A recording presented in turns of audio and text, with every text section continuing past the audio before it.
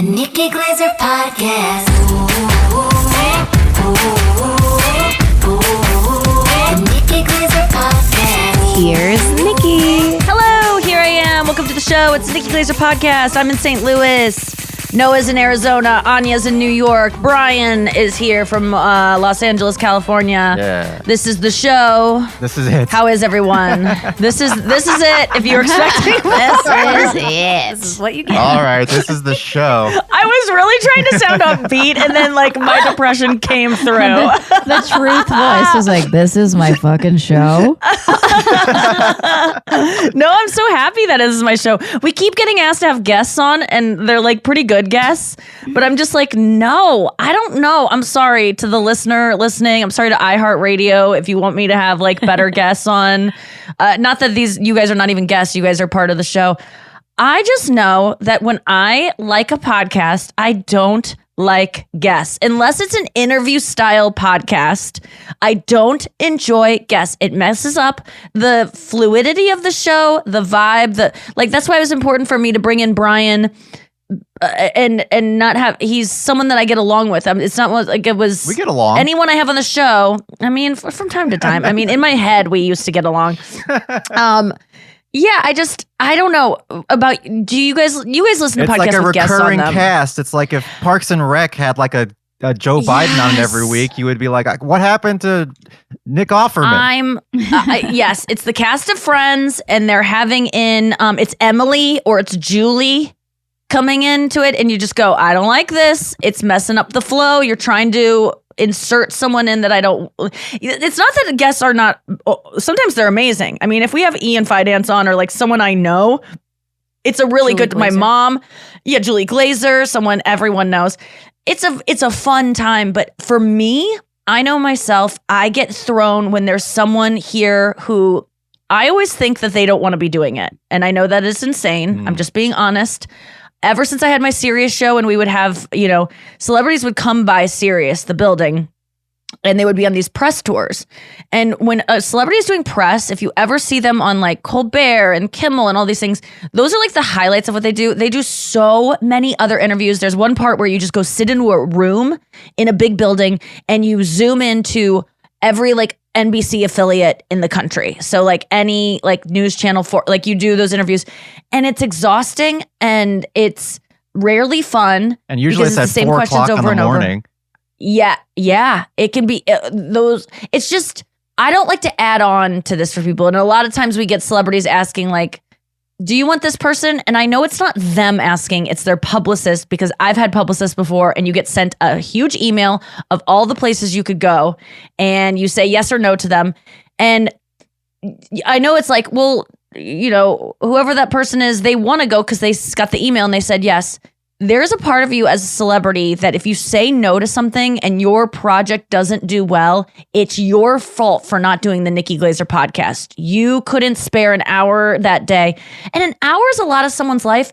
And I've had guests on, and Noah, you know what I'm talking about. We have had guests on the show that were duds. Yeah. That and who DM'd me to be on it. Not even their publicist. They asked. And they come on and they're bored. They're annoyed. I've been guests on shows where I get there and I always show up a pretty good guest to very good. I never am like average. I always try to like bring it, but I will say that I just don't. I have a thing where I never want someone to be doing something cut out of obligation with me, and it's something I talk about a lot in therapy. I cried about it the other day. Because I watched the episode of Succession. Brian, you can sit this one out. I know you're not involved. But Wait, spoiler alert. Spoiler alert. Spoiler alert. No one Wait, died. I heard it's about is it true that it's about a family of That's rich Anya's people? mouth, everyone. That's the spoiler yes. alert horn. What That's if I good, could learn Anya, do that it with my again. butthole? Hold on, let me try my butthole. Wait, Try it. it's No. working. No, that's your. No, that was your mouth. Wait, do the real one with your mouth because it's so impressive. People can't believe it. Oh my God. So, isn't that Clown cool? horn. Yeah, it's really good. That's like okay, every so spoiler alert. 65-year-old man from Long Island's ringtone.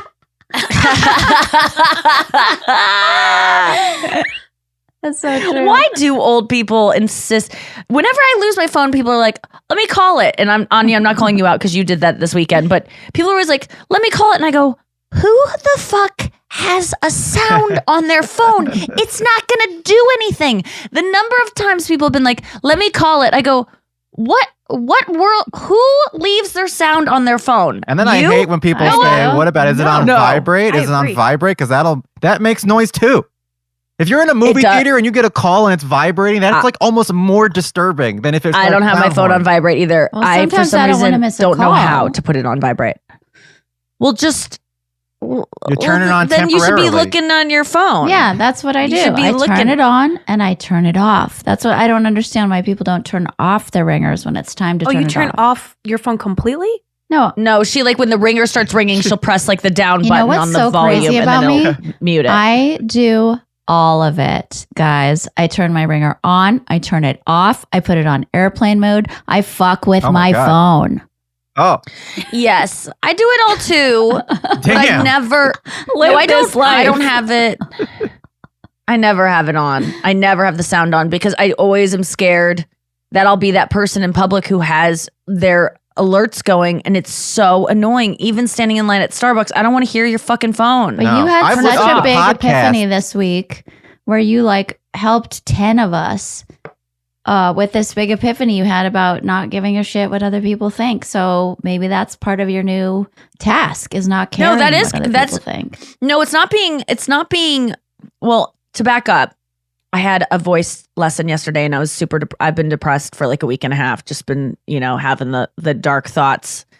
Have a suicide book I'm reading that gives me comfort. I don't know what it is. When I am really depressed, I want to read about suicide. I want to read about people killing themselves. I want to listen to it. I just go to the Wikipedia and read famous suicides. It's a weird thing I do. It gives me comfort. It feels like wrapping up in a warm blanket. Brian, you are nodding your head. Is this relatable? I mean, I could dive into the darkness every now and then, especially Like if when I'm you get feeling- dark, you want to read dark stuff?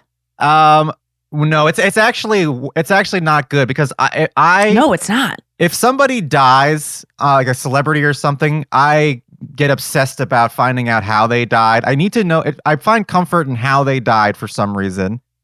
If something bad happens, like someone gets in a car accident and I see it, then I start reading about all the stats about car accidents. I look up every car Okay. accident that's happened in the last like 45 years. And I think it's me just searching for ways to like not have it happen to me.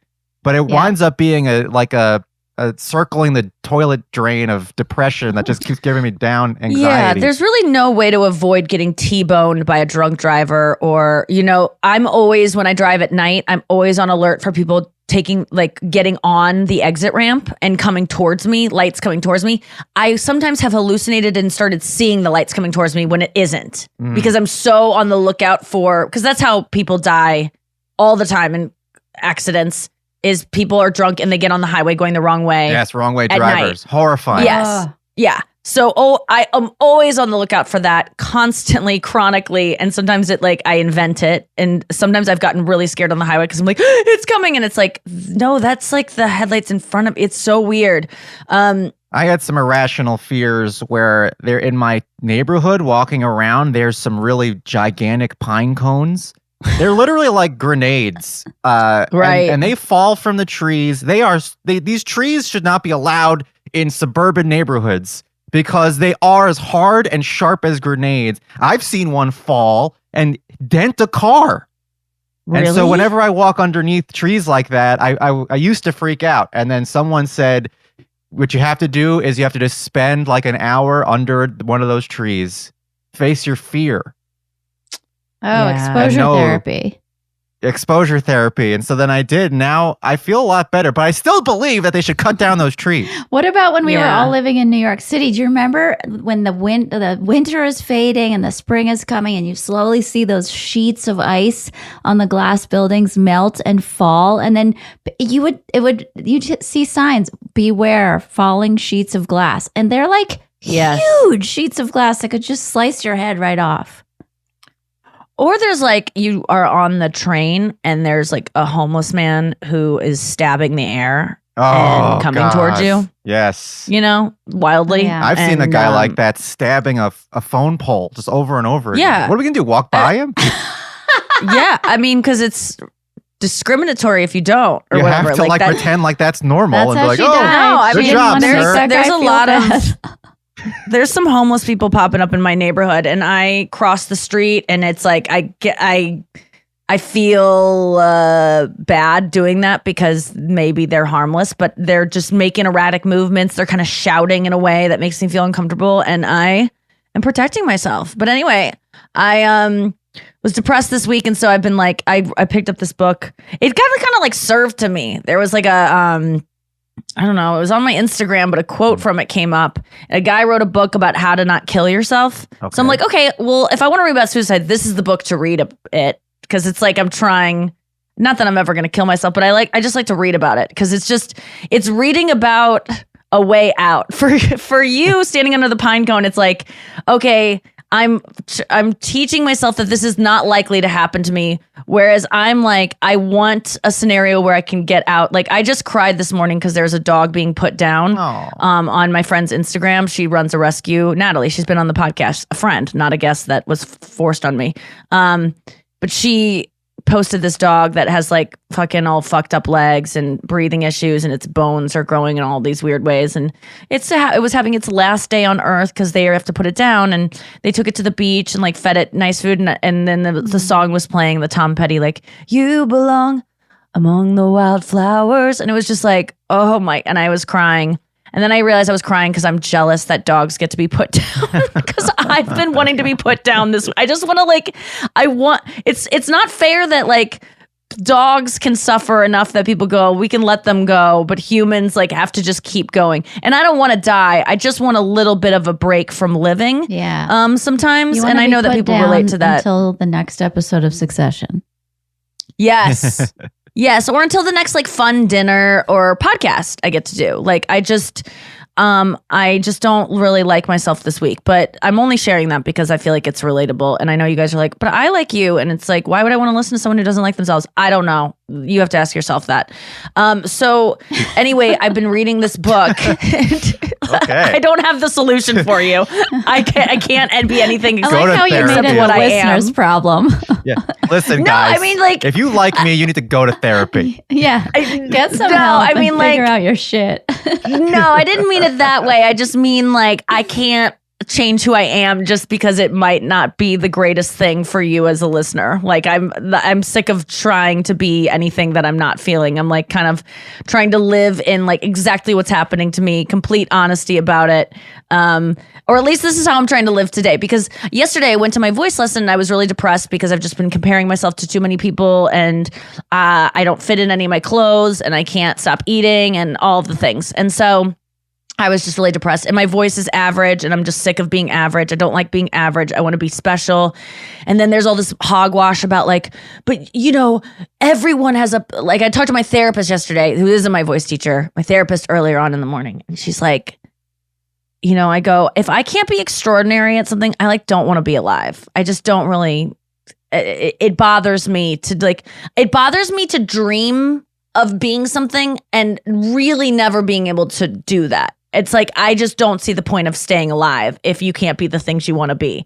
And she was like, well, what about, she said something about everyone has a purpose. And I'm like, really? Does everyone have a purpose? Like, I think there are some people that just don't. And maybe I'm one, like, I don't know. Not that I'm one of them, but I just don't like the idea where it's like, it's almost like that whole thing that the conservatives say about liberals where everyone needs a trophy. There's no losers. And it's like, I don't like this idea of like everyone, some people are What meant about that to guy pick up stabbing garbage. the air? The guy stabbing, Yes, does he have a purpose? exactly. What and why? What about like when a child dies of cancer and they're like, this is God. God needed this child. There's a reason behind it. What would the reason be? He needed a to teach you shortstop in about heaven. Is that what they say? Oh my God. Like my there's God, just no, sometimes that can't things be. are just bad and bleak and like I don't know, maybe that's my depression brain that's not able to see like everything has a reason and everything has a purpose. Some things just seem super cruel and some people just seem very untalented but want to be talented, and that to me is like sad. If you want to be something and you can never be it, maybe you're an example. I don't know think what I'm maybe trying to say. When therapists say that, I don't think they mean in like a religious or faithful respect, I think they mean it more like what people get their happiness from. So the flailing guy on the train, like his purpose is to go and to just flail around and Well, I get don't think whatever that makes him happy, though. I mean, Yeah, it just like what makes Well, you it happy soothes in life. him in that I moment. guess in the moment it soothes him. But what about people who commit genocide and that makes them happy? Do we allow that? Like, certainly not. You know, like, what if him stabbing someone makes him happy? And then we're like, whatever brings you joy. Like, that's kind of what I'm getting at, is that I don't think that everyone has a purpose on this planet, and that some people are right to be like, I'm worthless. And like, sometimes I don't like hearing I'm beautiful when I'm feeling ugly. I don't like hearing I'm skinny when I know that I'm not the body I want to be. And all of these things that I think that people just kind of have these platitudes that are empty to me. And sometimes I feel like my depressed brain does see things literally for how they are. And it can be, I feel like I'm more enlightened than most people, and in a way that is like brutal, because you just see like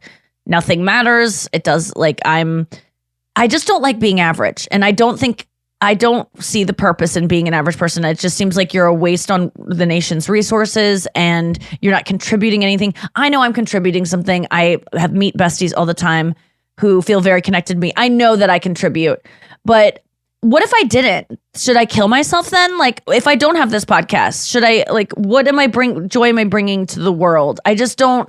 So I feel like all my worth is wrapped up in this thing that iHeartRadio presents to people. Like, I just, like, there's a corporation behind what I bring to the world. Like, thank you, iHeart. But No. does any of this make sense? The It just truth sounds like is, the ramblings of a true crazy depressed person right now. You don't sound honestly. crazy, but you sound depressed. You I don't sound mind like being called everything is crazy. shit. It might be fun to, just shit on everything for a while. That's always a fun thing. I like doing that. But no, you didn't stumble upon, you are acutely aware of the truth, which is at the I'm cute. which is that yeah. Hold on, it's turning around. Okay, wait a second. You're very cute. Worth Yes. worth meter breaks. Nothing we do matters. Nobody knows what the fuck they're doing. Everything that exists in this world, in society, is made up. And all we can do is what we decide we want to do. And that's your fucking purpose. I don't even that's believe scary. that we make decisions. And that's you don't even believe we make scarier. decisions. I know. What am I supposed to do? But I do have a solution to all of this. All of this does get better. I will tell you about it after the break, because I did have kind of a little bit of an epiphany. Here's yesterday. an ad from BetterHelp. That's so good. All right, we're back. So we're going to follow up on everything, the moment in succession, because this is all connected. So I was talking to my therapist in the morning. My therapist that I have now is somatic therapist, where she's like asks about what do I feel in my body. It's all very confusing to me. I don't feel things in my body. I'm starting to kind of notice where I tense up and stuff, but it's still a fucking reach. I'm just mad because I'm mad. I'm sad because I'm sad. I don't know where it presents in my body. Brian, you are someone who's on train with like, or on board the train of all pain is in your head kind of thing, or like not all of it, but I mean, it is in your head. That's where your nerves that is the shoot. truth. Even if you have like a broken bone and something It's in your head. Yes. everything that you sense and feel comes from your brain. And so, Comes from your nerves sending a message to your brain. So Yes. it is from your brain. but there are a lot of instances where you do not have a physical manifestation that would cause pain, and your brain is just creating pain due to emotional trauma or anxiety or things like that. I have lots of that. Yes, you do. And it's supposed to be enough to know that is what's causing it, to make it go away. Like, knowing the root is to make it go away. But it's a lot more than that, I guess. Because it just finds another place to start lighting up. It didn't work for me. Just knowing that. I mean, then if it crops up somewhere else and then it tricks you into thinking that it's a physical symptom, then it really hurts. But like, Do you ever talk to it and go, I hear you. I know, I get it. Like, that has helped for me when I had a cold sore coming on because of stress. I just go, hey, Message received. I am stressed out right now. I need to relax more. You don't need to turn into a blister. I don't need the full message. It's, you know, when someone's explaining something to you and you get it right away, but they keep talking and they need to say it a million times over. Yes. Yeah. That's what I say to my cold sore, where I was just like, got it. Don't need to go the full route. Like everything you are saying, I completely get. Let me repeat it back to you, cold sore. I am stressed out. I am suffering. I am saying yes to too many things I don't want to do. I am not sleeping enough. I am not eating right. You know, like you just tell it, like, got it. I'm going to address it. You can go away now. That It might worked help. for me the other day. I thought I was having a shingles outbreak again because I had shingles years ago, remember? And Nikki was like, I was freaking out because I'm like, I know this tingling pain. I know Yeah. exactly what it is. It feels just like you have a cut on your arm with an X-Acto knife. Exactly like that. And then you look at your arm, there's X-Acto. nothing there. And that's what it feels like for a few days before the thing comes on. You get shingles. Yeah. And then you're out for like a couple weeks and it feels like you got the flu really bad and it's gross open sores and you can get shingles multiple times. So I told Nikki, Yeah. and she told me to do that and I did it. And probably I wasn't getting a shingles outbreak. Who knows? But I never got the thing. I just It kept didn't saying go to the over next and level. over. You can do it for Yeah. sniffles. You can do it for a sore throat coming on, whenever. But some people want to get sick. Like we all know people that are like, I'm getting sick, and they like they want it, and they can, and you can also invite it. That doesn't make me feel any less bad for those people. Like a sickness is a sickness, whether you brought it on unknowingly, subconsciously, or not. Like I'm not taking anything away from these illnesses. It's just you might have more control than you think. Write the thing that you don't want to turn into the thing a letter, and just be like, hey, thank you so much for showing up. I needed someone to kind of like shake me awake about my life not going the way. I need to walk more. I need to get out in the sunlight. Whatever you can let it know you're going to do so it doesn't need to show up all the way, because it's trying to send you a message. What you're So doing there anyway- is twofold. One thing is you are acknowledging the connection between the physical symptom and the emotion and the anxiety, saying that this is not a physical problem that I'm having. This is Yes. because I'm having an emotional problem. My body, my limbic system, whatever is reacting in this way. And then secondly, you're not empowering it. You're kind of undermining it by talking to it. Like if you talk to it like it's a little baby or a dog or something, that undermines it, because Yeah. what you resist persists. If you have a symptom and you Yes. are scared of it and you keep focusing on it and you're like, how do I get rid of these headaches? How do I get rid of this, pain in my joints? How do I get rid of this pelvic pain? How do I get rid of my IBS? If you just keep focusing on it, it will just get worse, because your subconscious mind will say, this is important, this is dangerous, and we need to continue sending these signals, because that's what the brain's focusing on. If you can talk to it like it's a baby, undermine it, and then just ignore it, it'll slowly, your brain will be like, well, this isn't doing anything, so let's just not do it I think anymore. thank it, because when you thank someone and you go, thank you so much, Yeah. it sends them away. Like if Yes. someone's trying to give you a gift and you go, oh my God, thank you, but no thank you. I've already had enough. Like I don't eat sugar, or whatever it is. Like someone's bringing you a cake, you be polite to it, Yes. because it's trying to do good. It's trying to slow you down so you stop. Like shingles would put you out, Anya. You wouldn't be able to Yeah. work. You wouldn't be able to think about anything else. Therefore, you wouldn't think about all the other things that it's trying to get you to stop thinking about. Exactly. You know It's what a I great mean? Like distraction. it's trying to help you by not, and it's pain is trying to help you by not letting you suffer emotionally, because emotional suffering is so, we're so scared of it because it's not something that we feels tangible to us. I think our brain reroutes it to physical things. I mean, that's just my interpretation. I wish we had Andrew Huberman here to explain any of this and tell us we're all wrong. But every time I see his podcast, I'm just like, I learned something new. Every time I just see a clip of that 16-hour podcast. But so I went to this girl and she was talking to me about woman. And She's 11. it's interesting because I've been just gaining weight recently. I've talked about it on the podcast. It's not like a lot of weight. It's not like I feel like I'm fat or I hate you because you might be fatter than me. Please don't put this on yourself. It's just a me thing. None of my clothes fit. You get it. I've already said it. But it's crept up because I've started eating at night again. Like I wake up in the middle of the night and it's not because I'm hungry. Let me mind you, I know a lot of people eat at night because they starve all day. That used to be me. I don't starve during the day anymore. I eat like a normal person during the day. And then I'm in the middle of the night. I wake up at like 2 hours after I've gone to bed and I am ravenous, and it's not actual hunger. It's just because if it were hunger, I would just keep eating because I don't know, or I kind of know the difference. I don't know how to describe it because it seems like hunger. And so I've been eating in the middle of the night, back to my old wily ways. And it like started out as just like, I'll just have a little something. I didn't eat enough today. You know, it started out as me justifying it like, oh, my body just needs food to get through the night. And then it turns into like every single night I get to like stop at a rest stop and get snacks. Like it's just like Like, my body's on a road trip through the night. Protein bars because they're the easiest. And I like am very connected to them. Those are like my eating disorder food because they're packaged. You know exactly how much you're getting. There's like a sweetness to it. There's a saltiness to it. Like I just have my ones. And it's become like this habit where I'm doing it probably 6 nights a week. If Chris spends the night, I don't tend to do it. Maybe because he's there and it would feel like I'd have to sneak it because I'd be horrified if he caught me in the middle of the night eating. So like maybe once or twice a week. And sometimes I just like sleep through the night.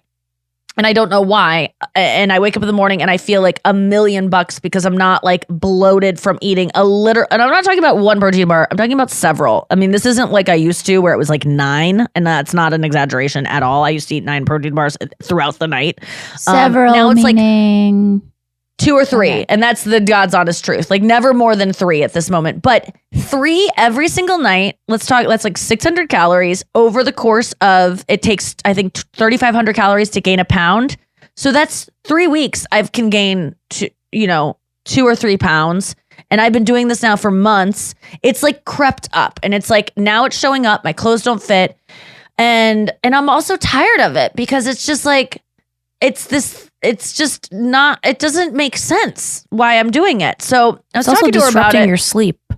Yes. And because your body has to like process it. And now my body thinks it's time to eat. It's like, it's not even, Oh, God. but it's emotional. I mean, because what it feels like in the middle of the night is it feels like a hug. And I've never described that. I was talking to Chris about it yesterday about emotional eating. And he's like, I've never understood when people say like, eat your feelings. And I really haven't either. And I'm someone who's been doing it my whole life. I know, I just don't, because I'm not connected to my feelings, right? So, but she actually blew my mind yesterday because she was like, well, when you like cry a lot during the day or have some kind of like emotional expression, or you receive some sort of comfort, or you have a strong emotional connection with someone, you share or you open up in some way, does the eating happen those nights? And I was like, I don't know. I got to start tracking it because I want to see like maybe I just need to cry and then I don't have to gain a bunch of weight. Like maybe if I just let out some feelings, that's what that is. So I am done doing it. I'm just flipping a switch where I'm like, I don't get to do that. So now, like last night before I went to bed, knowing I don't get to in the middle of the night, I was like, well, you get to eat as much as you want before bed because the kitchen is closed when you go to sleep. And it was kind of nice because I just like pigged out before I went to bed, knowing that like, well, at least I'm not going to eat in the middle of the night because I can't do that. And that I think really helped me be not like restricting before bed either. Just being like, well, when you wash your face to go to bed, it's done. Like I'm eating up until I wash my face at this point. It's nice to but hear like someone just tracking it. talk about not being able to understand that phrase because I also had that. Like, what? Eat your feelings? I don't get it. But then when I first got into recovery for my eating disorder, I would sit down and eat lunch, let's say, and then I would have a journal. And once my lunch was over, or sometimes during lunch, I would just start journaling. And I'm like, I don't understand this eat my feelings thing. And then I would fill up like 4, 5, 6 pages in my journal and I'd be sobbing. And all of a sudden I started to see, oh, I have all of this pent up, whatever you want, rage, sadness, anxiety of future shit, like so much going on that I had no idea about because I would just eat through it, not realizing I was eating because I was anxious, not because I was hungry. And then I slowly was able to, over time, distinguish between anxiety and actual physical hunger. Yeah, but then getting through the anxiety is just tough because it does sate my anxiety. When I wake up in the middle of the night and I'm stressed or I go for it, when I finish that bar, I don't need more. I got I need 2, usually it's like 1, but sometimes 2. I feel good. I feel like I can go back to sleep and everything's okay. Sometimes I wake up again and I have another one, but it does feel like I get wrapped up in a blanket and someone's like, it's okay. And I don't even know what I'm stressing out about. If you asked me in those moments, I wouldn't go, I had a bad dream, or I'm worried about, this shoot tomorrow, or I don't, there's no thought process behind it. It's just an impulse. And I know this is relatable. That's why I'm sharing it. I know there's some people that go, I don't even understand this at all. But everyone is out of control with their food in this country. There's no one who doesn't struggle with like, I want to eat these things and I shouldn't eat this. So I'm not alone here. But she said to me, she goes, and this is an interesting question to ask yourself if you struggle with like overeating or just, feeling out of control with food. She was like, in that moment, when you wake up in the middle of the night, is there anything that you could get instead of the food that would make you feel better? Like, is there anyone that could like, is there like someone that could like offer their assistance or like, and I was thinking about it. And really what she was saying was, is there someone that could like hug you? Is because what we were getting at that I need comfort and that this is a substitute for a hug and an intimacy, whether with myself or others. And I was like, no, because she goes, think about anyone in your life that you'd want to hug you in the middle of and I'm like, no one, because they're sleeping and I'm a burden and I don't want someone to have to hug me. I don't know why I have this thing. I don't like when people hug me because I feel like the whole time they're like, when can I stop doing this? This is annoying for me. Like, I don't want to be hugging her. She's a lot and they want to get away. And I know that's not everyone's perception, but it's certainly, I think I'm projecting because I know that when people start going like around me, I go, I'm never going to be able to get out of this. Like, I'm great to be here for the next 15, 30 minutes to comfort them, but they need so much and I can't stay all day. I have to go eat 3 protein bars in my bathroom or what, I have stuff to do. So do you ever feel that way, you guys, when someone... I don't like getting hugged at all, so I can relate to that. Why is that? I don't know. I guess my mom didn't hug me enough or something, and I never got used to getting hugs, and so whenever someone else... But what's the thought that goes through your head when someone hugs you? Get the fuck off me.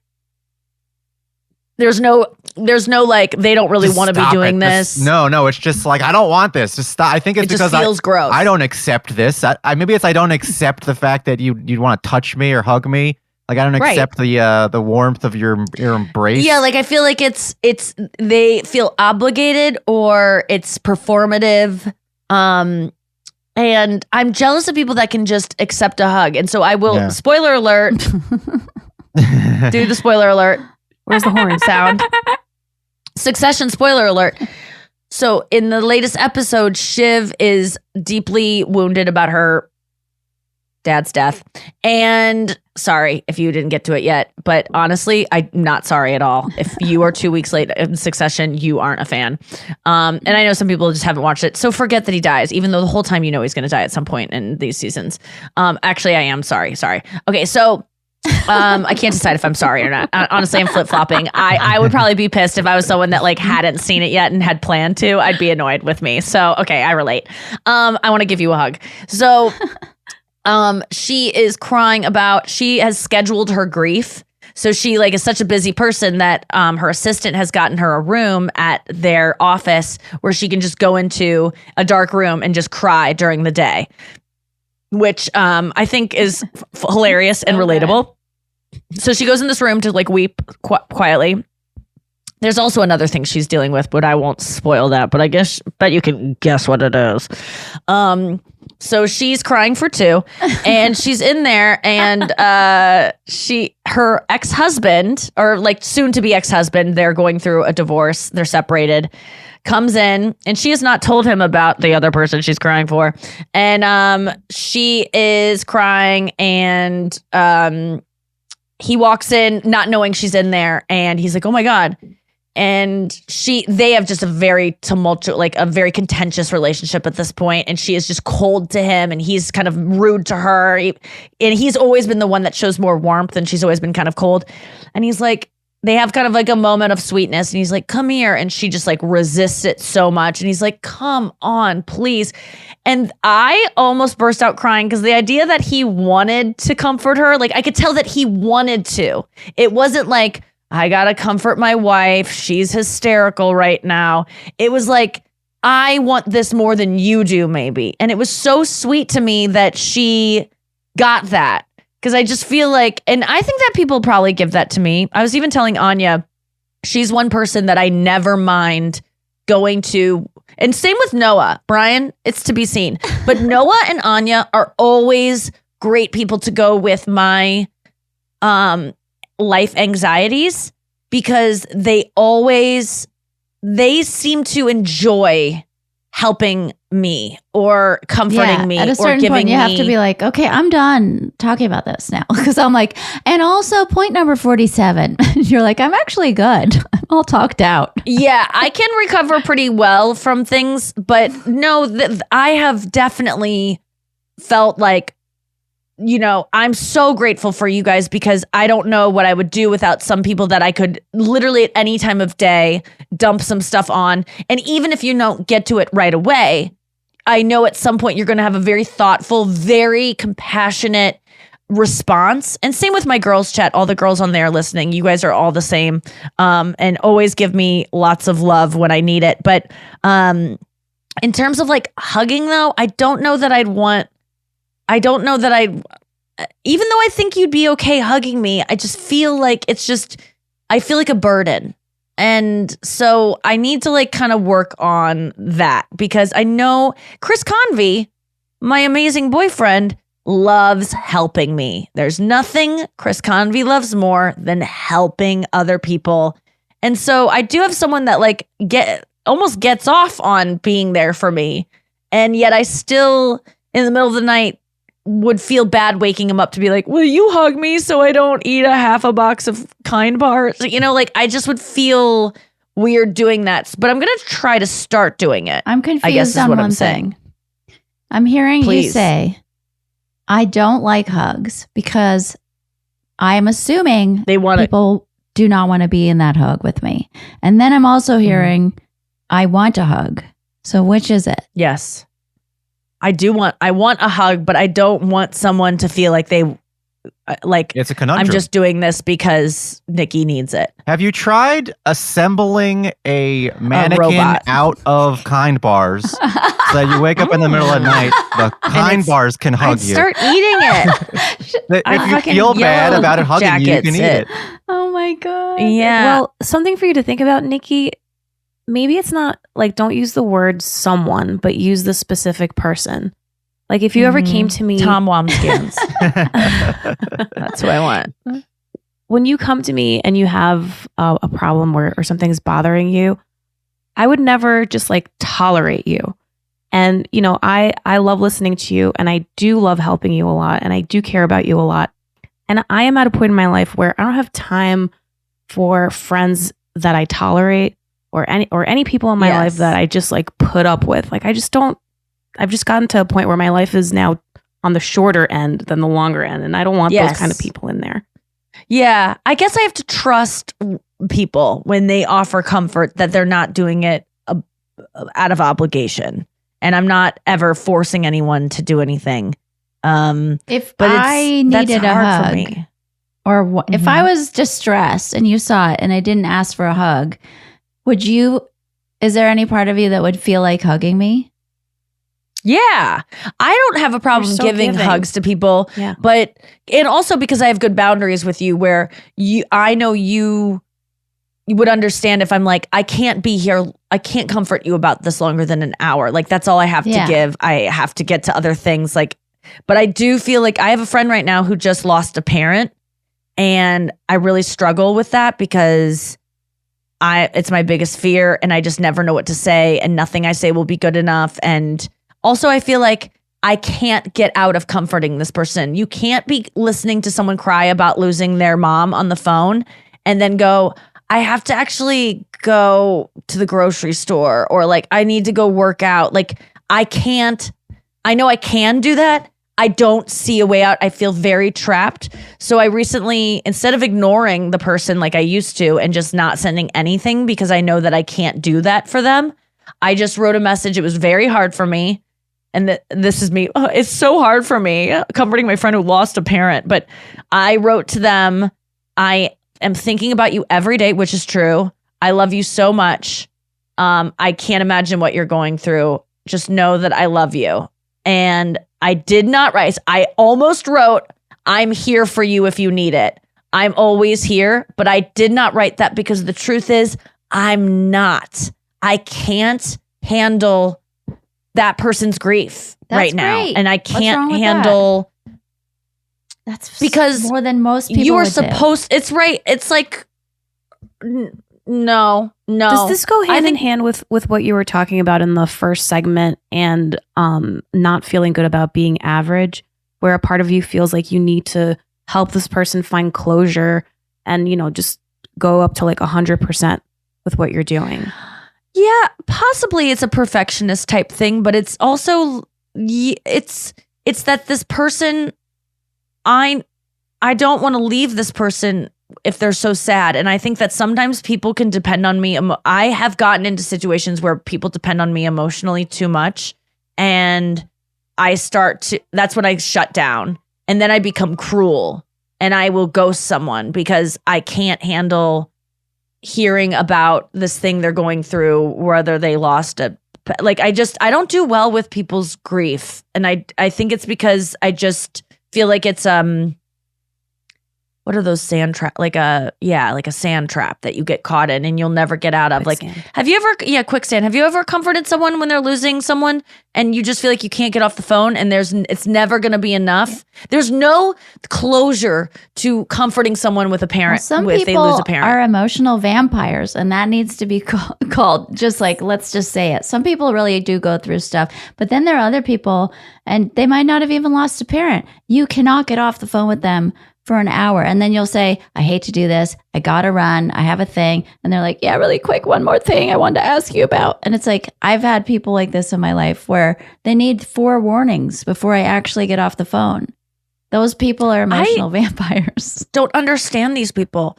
We were watching couples therapy the other night on Hulu. Showtime, yeah. It's a show where couples go and talk to this woman. What's her name? Anya? Sorry, you're taking a sip. Orna. She is a couples therapist. Couples go to her. They like show their whole session. It's very fascinating. Brian, I think you'd like the show. I'd like to get your thoughts on it. But you watch these couples like go through all these hard times. And it's very honest and it's just fascinating. Anyway, a lot of times these couples, and I've been in couples therapy too, and Chris and I will just we will just get onto something and it's time's up. And I am constantly looking at the time and I am aware that our time is up. But I know that and Chris will know it too. And as soon as she says like, starts having kind of like, maybe putting away her notebook or like kind of like picking up her phone or whatever to kind of signal this is like wrap it up, I instantly go, okay, well next week we can leave this here. Let's we'll see you next week. And I'm like, let me get out of your hair. I don't ever want to be someplace where where I'm taking advantage and getting more of their time than the time allotted. And there's a couple on the show where she'll like be like, our time is up, and they'll keep going. I could not relate to someone more than if they kicked their dog and they littered on the street. Like that is the same kind of, that's how little I could ever relate to once. Or if a store is closing and you go, God. and 5 minutes before you show up and you go, are you guys still open? I would never do that ever, because these people don't want to be there anymore. They hate you and you're done. Yeah, I used to work in the deli, and an hour before. Oh, we know. Remember the deli? I used to work in a deli, and the hour before we closed, we'd clean everything up. And the one thing you would clean is the slicers that slice the meat. And then sometimes people will come in and be like, "Are the slicers closed?" And we'd say, "Oh yeah, we just cleaned them." And they're like, "But it's only 7:45, and it's not an hour before you close." And then they make us put the slicers back together and slice the meat. And if you think you're getting good sliced meat at that point, you're out of your fucking mind. I just like don't want to be somewhere I know that someone doesn't want me. Thick. And that's why I don't even like sometimes going on people's podcasts. This comes back to the podcast thing. I don't like going on people's podcasts because I know sometimes their booker booked me. And they really don't even want to be interviewing me. They don't want to do research on me. They don't have any interest in talking to me. It's just an obligation. And it makes me want to jump out of my skin. Whereas some people are like, I deserve to be here. I'm a cool person. You should be lucky you're talking to me. I wish I could be like that sometimes. You just don't feel that way because there's a lot of situations where you're like a pleasure. Like people are like would love to have you. Having you there is like a great what's the word? A great boon. Yeah, Delight? like if you did someone's like random show, that would be like an amazing like get for them. You don't feel good about that? Well, when I'm a good get, but when it's someone who's a little bit more famous than me and I realize like reading about me would be that like I've had to prepare for people that I'm like, who is this? Like I don't ever want to be a burden for someone. Ever. I was thinking And I couldn't feel relate like- to you. And then I was like, I do relate. If there's a party and there's a guitar and someone out of, let's say there's a 15-person party and one of the people Yeah. goes, Anya, will you play a song, please? I'm in hell. Because I'm like, I guarantee not all of these 15 people want to be hijacked by a chick with their guitar. And I don't even want to play.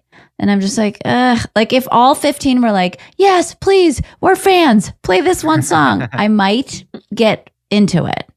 But Yeah. that to me is hell. And that's when I start assuming things that I don't know to be true. And that's what you're doing. You're creating an assumption in your mind and you're believing it. They don't want me Yes. here. But that's a story. Yes. That's a depressed Right. person's story. Person's outlook. That's what I'm dealing with right now. So then I went to that voice lesson after my therapy, and I knew he wouldn't make me sing because I was just like on the brink of crying every 2 seconds and just feeling like I'm just average. I don't want to be, and you can't lie to me anymore and say that I'm special. And he was just like, what are you talking about? But he just talked to me about, I love your impression. he said something that really resonated with me. Anya met him. Anya and I went to a voice lesson with He's him. so cool. to He was so nice. yeah. You can't the convince best. a depressed person that things are good. How really long have you been can't. depressed for? Not in total. This week is about a week. about a week. Because like Yeah. depression comes in wave. Like it's like you have a cold. You're just depressed for a while, and at a certain Yes. point, your brain's gonna You be will- like, "What the fuck am I doing?" And Yeah, you're it's gonna turn it fade on. away. Yeah. Yes. And it totally happens like that. You just wake up one morning, you're like, I'm not sick anymore. Like it really is. I wish it was looked at as like a cold because everyone seems to get on board with people just coming down with something and being kind of like not the greatest to be around. Yeah. But when you're depressed, it's just like, no, what do you have to be depressed about? It's like, I don't know. My brain caught a disease. It's just in that state this week. And I know it's not true. And Yeah, and it's. I mean, it's not as bad as it usually gets. I'm like usually pretty catatonic and really like mean and making everyone around me completely miserable. And I've tried not to do that this time, but I'm a little bit better about it. When you're sick, you can wear a scarf and you could have tea, and then you have the Yes. sniffles, and everyone's like, "Oh, that person's sick." When you're depressed, it's not like you can dress emo and start walking around with like. My face looks fucked when I'm depressed, though. Like everything. That's why I'm wearing sunglasses today. My eyes are puffy, not from crying, just from like being sad, and like everything on my face is kind of pulled down. I've been sleeping too much, so my face is a little like pillow indents in it, and like I just, when I'm depressed, my dreams are a vacation. They're like, Nick Griffin joke, like naps are mini suicides. Like you just get to like disappear. And I love sleeping when I'm depressed. I love it. It's like this dream world where everything can happen. There's all these possibilities. I'm not myself. And, yeah, it's just, but I realized from reading all of my suicide books, I am not alone with feeling this way. And there are many people out there. It's like half of people struggle with suicidal tendencies. Half. That's a statistic. About like 1/10 of people attempt it, and only 1 out of those 10 actually. Like it's like this is a very common thing. It's like the same that number of people struggle who with. make it into the NBA. I would say more people kill themselves and make it in the NBA every year. I think it's like the suicide rate is fucking insane, and it's never something I'm gonna do. But it is something that it's almost like saying, I know that my parachute is gonna open on the way down, but I'd like to have that little extra one that I'm never gonna pull, just in case. Yeah. Like it just isn't out in case it gets too bad, like even though I would never do it, I'm never gonna. Why would I open that What are the little things mini keeping parachute you when I got around? my knowing that I'd regret it right away, because everyone that does regrets it right away. The fact that there is no proof that this life is going to get better once I do it. Like, it's like you're trying. A lot of people commit suicide or want to commit suicide because they want to punish everyone around them. They want to show everyone something. It's like he actually covers it in this book called How to Not Kill Yourself. It's a very fascinating book, and I do recommend it to anyone who's maybe thought about it or like just interested in the subject of it. And it's actually, he's making an argument for not doing it, but a lot of people do it to go, fuck you, mom and dad, or like, this is my desire to do it. I don't think about, he kind of compares those people that think of, if you think about what your funeral is going to look like when you're dead and like how everyone's going to be crying and all that stuff, you're one of those people that's doing this for revenge and to like hurt people. And maybe not because you're so hurt. I mean, it's all about that. Mine is, I can't keep doing that. It's just, I'm exhausted. It's like when you are running, when you have a goal in mind to run 4 miles and you're in mile 1 and you go, how the fuck am I going to do 3 more? I mean, this is just something I relate to because I'm always had the goal of 4 miles and I know I can do the 4 miles. I've done it before. I did it yesterday. And you just go, how am I going to do it? You just think it never ends. That's why I don't want kids, because kids never end. At least if I'm in the middle of shooting F-Boy Island, which is coming up and I'm very excited about, Reason to Live.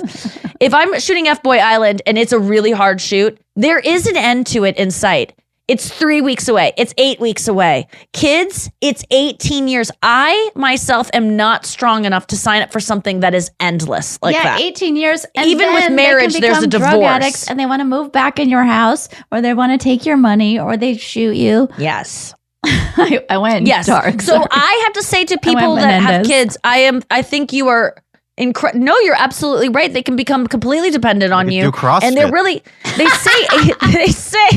say 18 years old is like the cutoff, but most parents do not cut off their kids at 18. They're not like heartless banks, like there is like, it goes beyond that. And so I really give it up to parents for taking that chance that you are going to have to do. You're committing to something that will never end for you. Even after you are always a parent, you are always going to love something so much and worry about something so much and have to stick around for something so much. So before we go to break, mine is just like, I just am too tired and like I can't do this anymore, and it's too pain. Like, you want the pain to stop. So those are the two different kinds. But I would never do it because I read something last night and it's like, I am pretty certain there's not an afterlife. I feel like your spirit like might live on in some kind of like realm or something. I don't think it's like I keep living and like walking around in the clouds with other people. But there's no guarantee that it's going to be better. I might just be signing up for a shittier version of life. And like the one I have is by all accounts extremely good. Like compared to that guy most stabbing people's the air. lives, yeah.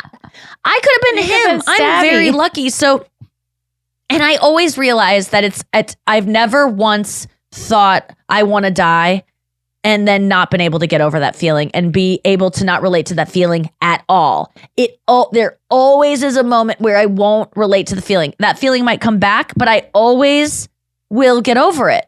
And so it isn't lasting forever. So that really is what stops me, is that this can be a little fantasy of mine, but it's never going to be something I do. Because I would never commit to something that lasts forever, and suicide is forever, much like kids. That's why it's called committing suicide. Yeah, or it's called, what is it called now? Murdering yourself or taking suicide. Dying by suicide, because you're not supposed to make it like they did something. They can't help that they killed themselves. No one would want to do that, so it's not their fault. But what I got to is the same reason I don't want to have kids, the same reason I don't want to kill myself. I don't want to do anything that is forever that I might regret. Yeah. They should do like a Love is Blind, where it's like, but it's death is mute. And at the end, you have to decide whether or not you're going to kill yourself. Wait, death is mute? Yeah, like instead of deciding you're going to get married to someone, and you're just talking into a mirror for 6 weeks. And then at the end, you decide whether or not you're going to kill yourself. Oh my God. I love this. This is like Squid Game. Yeah. Brilliant. Death is mute. Okay. But why deaf is mute? Well, because like love is blind. I'm just trying to change the word. Right. Yeah. Okay. I see what you're doing there. Let's talk more about this, or maybe less when we get back up to this.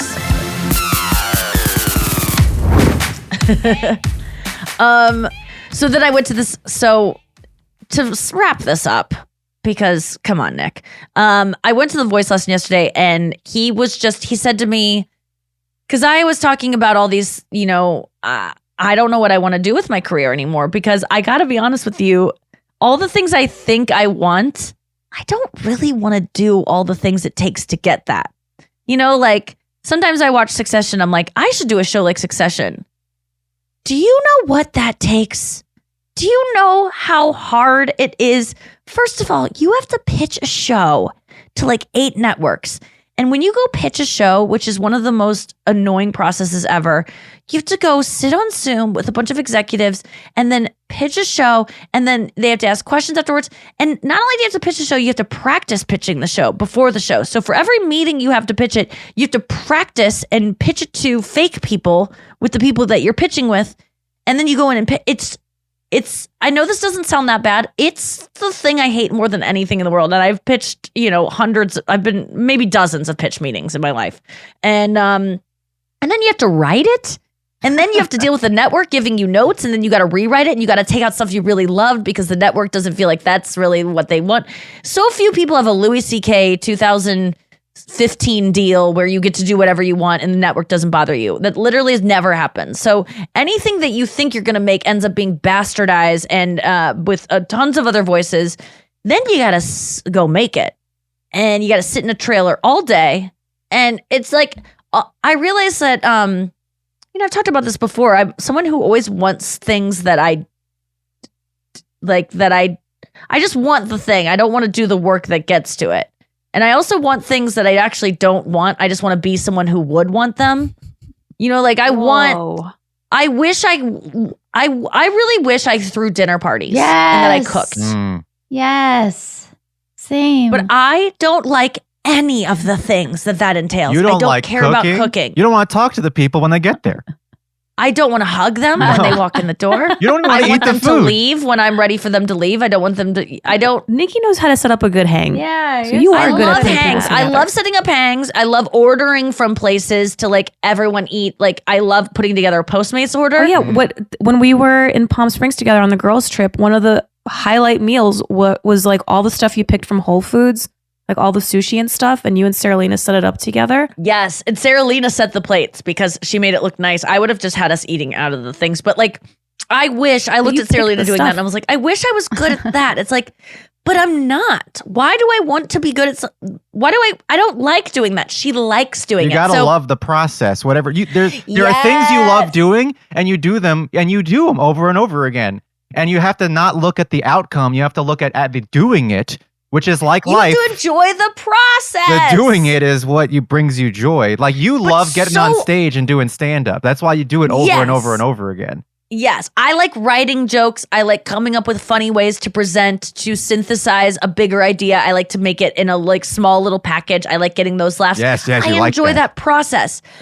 But there's so many things I want in life where I don't enjoy any of the process, and I keep hitting these walls of like, I want this, but then I think about it, and I'm like, what if I started from a place of, and I shared this on the girls' chat because Michael Rocchio, my teacher, helped me get to it. What if you focus on the things that you actually like doing, like what interests you, like not things that can make you money that you like doing. What do you like? What do you enjoy doing now? And also what brings you joy? And then also, what are you good at? Like, what are you just naturally inclined to do? Make a list of both of those things. See if any of them overlap, because quite often they do. We like doing things we're good at. We are good at things that we like doing because you're not judging it as much because you're enjoying it. So it's enjoyable. And thus you don't put pressure on yourself. So you're probably good at it because putting pressure on yourself gets in the way of actual, merit, I think a lot of times. And so you're probably good at the thing. And then do that. And I know a lot of people are like, well, I have to do administrative work for my job. I can't always not everyone can do what they love. But I mean, even in your free time, like do things that make you happy and stop feeling bad about the things That's you the like. Purpose.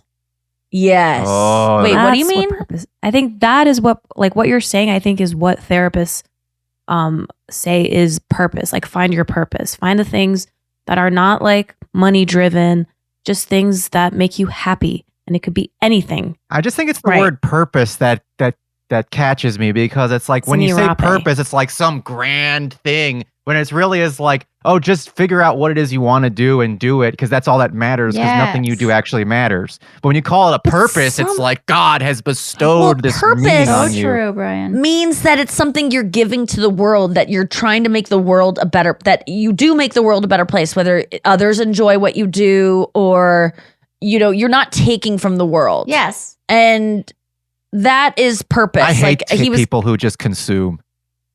yeah. If and you're just a sometimes I'm one of those consumer. people. Well, I no, but you know. give back. But there are some people who just their whole lives is just eating and doing and never providing And that's anything. why I say, why are those people? What gets those people out of bed in the morning? They're fucking happy. Why? They're just If happy they- going to Costa Rica and They wa- don't and- create anything. They don't put anything out there. Like, how could your life be happy? I get mad because I see people whose lives to me look like shit and they're happy. And I'm like, why am I not happy when I am doing purpose-driven work? What is the disconnect? I wish, and I think ignorance is bliss. I mean, some of those people just aren't intelligent, and that's like not Yeah. that's not me being like I'm so smart, because I'm very lacking in intelligence. It's embarrassing sometimes how dumb I can be. So that's not it's just a fact. Some people are less intelligent, and so they just, maybe that's it. I am trying. So then anyway, my teacher said, no one gets out of this alive. Because I was talking about how I think the real thing that prevents me from doing the things I really want to do is the judgment of others. Whether it's people in the Reddit thread about me, like I know there is a subreddit that constantly critiques and goes over what is going on with me. There's going to be a whole fucking post about this episode for sure. She's suffering. She's doing like judgment. There's all of and I also, as someone who critiques Taylor Swift's emotional state all the time and thinks I know things, like I feel really bad even contributing to that, because it's just so shitty to have people talking about you behind your back and like worrying about you and like, and they don't even know you, and fake worrying, like not really worrying, just being judgmental. But I so often just worry what people are going to think about me all the time. And even John Mulaney's special, where he said so much of his special was about caring what other people think of him. And it's such an ugly place to live from. And I just don't want to do it anymore. But at the same time, if you live a life of not caring what anyone thinks, you're going to be a piece of shit. Like you're going to just do everything you want to do and not care about anyone else. So where's the happy medium? Because my teacher really got into my head about like, anyone who could judge you is going to die someday. Their opinion doesn't matter.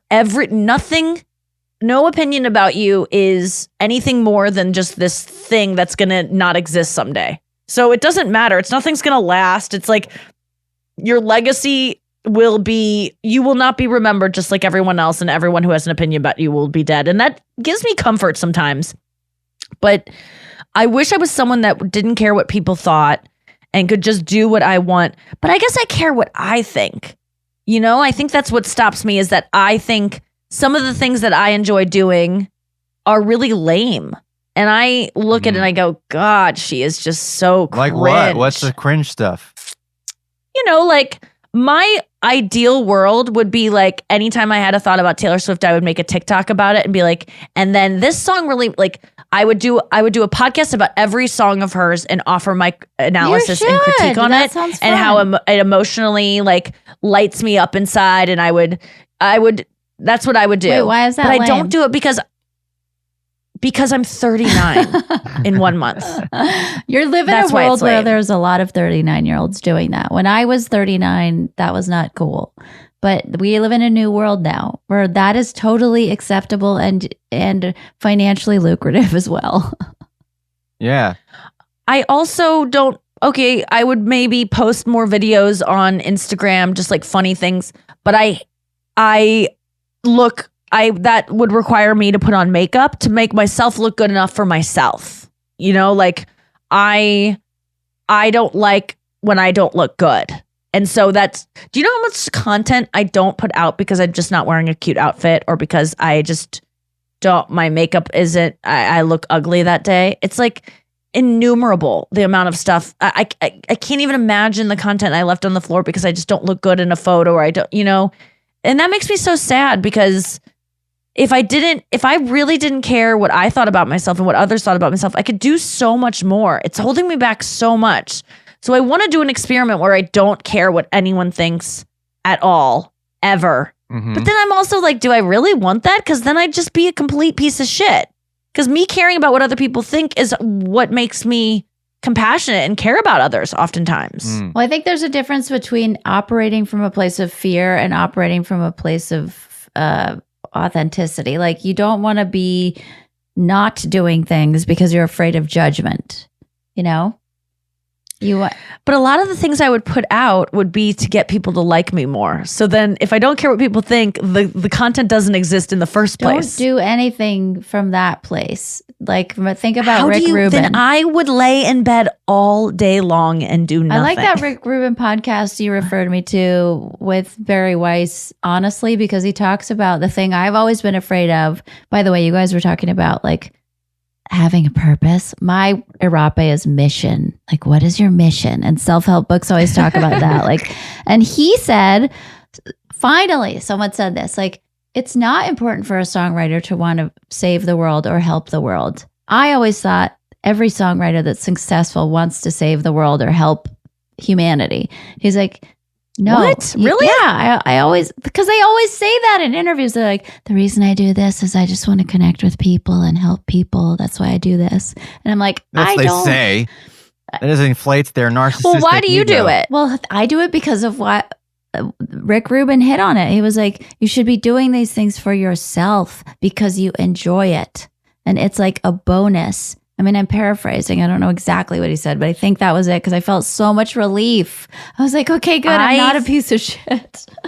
No, you're not, because you're right, Brian. Anyone that says that is kind of lying. And if they do get off on the idea of helping other people, they're still doing it for themselves to feel good. Nobody's it doing gives them anything. joy. Nobody's doing anything to help the world.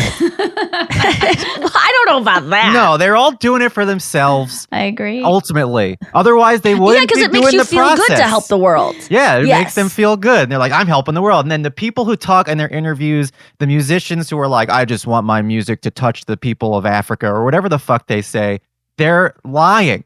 They're just saying that because they don't want to say the truth, which is like, I like getting, blowjobs and stuff. That's what they Yes. want to say. I like getting blowjobs is what they want to say.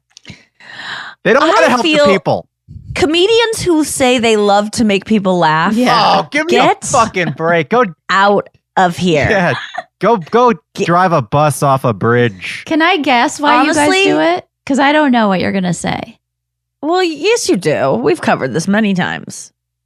I think, John Mulaney said it literally What? in his special. okay, I was going to What? guess that you guys do it because you're trying to make sense of the world and you're processing it. It's like your No. therapy. Ah. No. you need attention. We want people to like us. Yeah, we go. I need someone to look at me because when I was a little kid, I was either the youngest child or I was the middle child, and people didn't pay attention to me, or I got bullied and I had to be, I was the oldest, but yeah. or whatever it is. They didn't pay attention to you Whatever it enough, and so the only thing you could do when you were a kid to give yourself any self-worth is to make people laugh.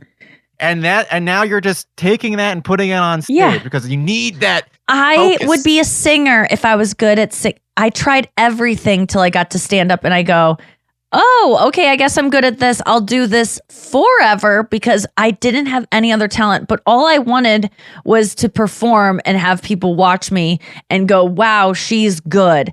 And now I definitely feel amazing when I just met a fan, Talia, at Starbucks. And then I met another fan who was my barista, Lauren, at Starbucks this morning. And they were thanking me for being so brave and just saying what I wanted and not worrying what other people thought. And That is a huge benefit to the thing that I already do.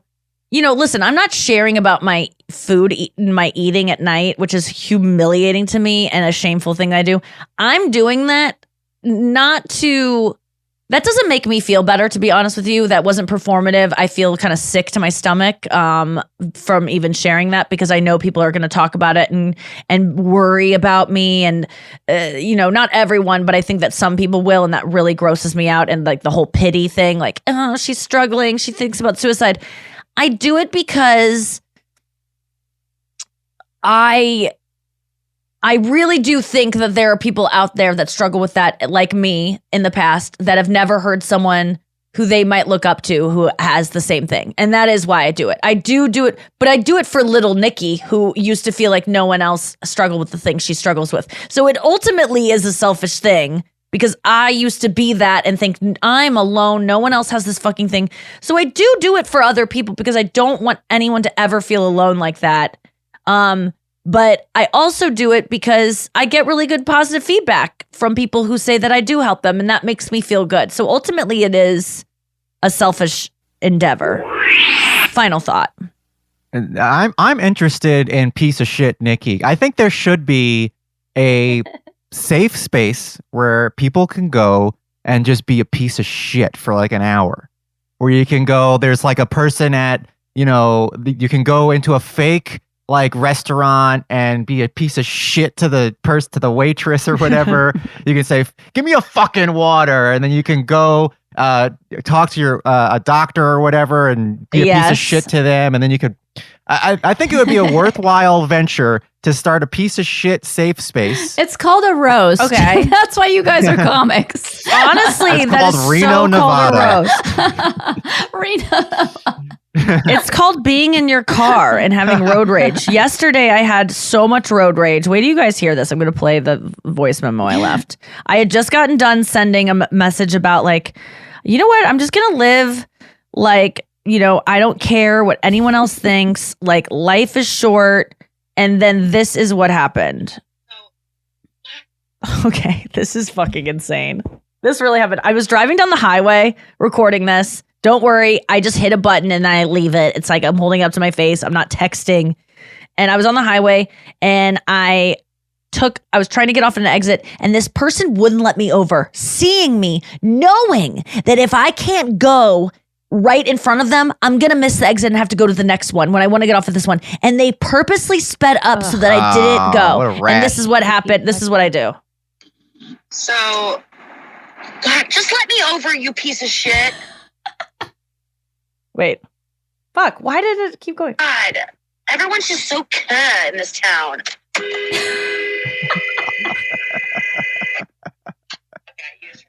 Road rage. I feel so much better now. I probably won't eat tonight. Okay, so I honked my horn for, that was probably 7 seconds long, like, or maybe 4 seconds long. It felt so good to let that person know that they're a piece of shit.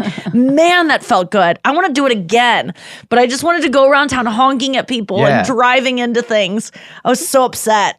The other day so I don't have road rage, but I just wanted to like, you know, like I was just like a little bit angry and I wanted to honk at someone, and I have never honked the horn of my RAV4. Uh-oh. And Really? when I did, it was the lightest, stupidest horn. You have a lame honk. It was like that. At least you have a good horn. Yeah, it was. It's that was a it's satisfying horn. It really was. It felt really good to do that, but it was just so ironic because I had just gotten done being like, and I don't know, I'm just feeling a lot better, and I just feel like I'm just not going to care what people think anymore. And then I was like, what the fuck? You can't fucking get it. Just completely. I love everyone in this town negated is so good. It's so good to see someone try to get over and to purposely not let them over Oh, when yeah. all you do is have to like. Can everyone? I've stated this before in the podcast. When you're driving, and no offense to Matt, I've seen him do this too on the road. I see everyone who drives in a car with me do this. If someone makes a mistake next to you and needs to get over, or they've forgotten something, just let them over. Yeah. Don't like get mad at them for a mistake they made if they're changing lanes and they accidentally go in your lane. Instead of like honking like crazy, just realize they made a mistake, they corrected, and they don't need to actually they don't need to keep suffering on top of that. And you might say, Nikki, why did you honk at that person? Because they purposely saw me and they made it so I couldn't get over. Instead of what I have never once when I've been driving and someone accidentally like gets in my lane or kind of doesn't see me and pulls out too soon, I just slow down and let it happen. I don't like honk to let them know you just pulled out in front of me. They know. If it's on purpose, yeah, I might honk. But if they we all know we accidentally, you just don't look one of the ways and you kind of like risk your life sometimes and you go, shit, I didn't even check and I pulled out. They already know they did something wrong. Don't add to it. Do you know what I'm saying? Does that make sense? What if that person opened their window while you're honking at them and said, I'm sorry, I've just decided to be a piece of shit today. Would you accept it? I would laugh so hard and love that person so much. And I would say, well, you're doing great at it. I don't know if Portland is this way anymore, but when I was living there, it really is like Portlandia, and everyone's just so fucking nice. And it's like, no, you go. It's like a pedestrian walking across a fucking highway. And you're like, why are you stopping on a 4-lane road to let this random pedestrian? And they're like, because I'm nice. Go ahead. It's like, no, you're going to kill this handle person. it. There's the opposite is true too. Like too many nice people driving. When I'm trying to jaywalk and not in like a dangerous way, I'm waiting for like and someone just stops in the middle of the road to let me go. I go, this isn't a crosswalk. I'm doing the illegal thing. Don't you slow down for me.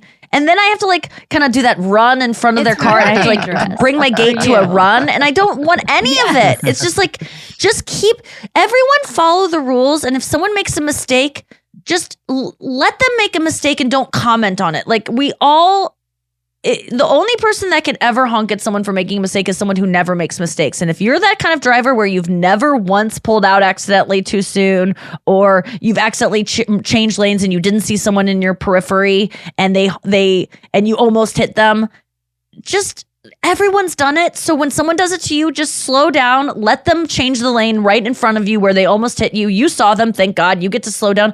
Just let them in and don't turn it into a whole thing where you are so put out.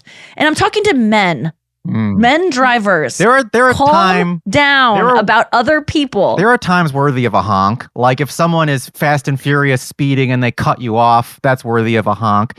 If somebody they're gone before they even hear it. Yeah, I know, but you gotta those honk. people that are going like, men are having relationships with everyone on the road. I don't understand. Yes. It's like, that guy hates me. Fuck you. I hate you too. That lady hates me. They don't hate you. They don't just think about accidentally you. changed lanes without looking, and they are stupid. But you like sometimes I'll be with a guy and they'll speed up to like make it more confusing for them, and it's like, just let stupid people be stupid and kind of navigate around them because you're smart and you don't need to like lay on to it, if that makes sense. You know what I hate? But when someone's being let them know. When someone's behind me, we're in like traffic on the highway and someone's behind me and they think I'm going too slow, and then they go out of their way to go into the next lane and then get in front of me. And then they're just in front of me also slow because it's traffic. And so I go, oh, great, you're up there now in front of me. And so what I usually do is I try to get back in front of them. And then this whole war happens. This is what I'm saying. Just let it go. No, I can't let them go. I can't let them be in front of me.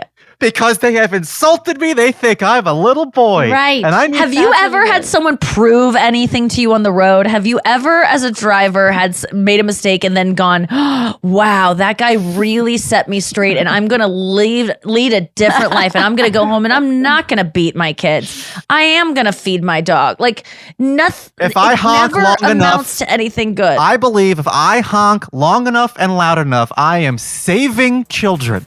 Oh my God. From being beaten. Well, I do believe me honking yesterday at that guy. It was funny to me because it just went on way longer than it needed to. So there was no way it didn't just make them kind of go, get confused. What was that, Noah? I said it gave us a great voicemail. Oh, yeah, that's true. Oh, and I didn't even get to Fanthrex. What the fuck is wrong with me? Well, we had Fanthrex to get to. We're going to save it for next week. We'll see you then. Thank you for listening to the podcast. We'll see you in Europe next week. Very exciting. Thank you for listening. Don't be cut and just let the person change lanes in front of you and don't honk them.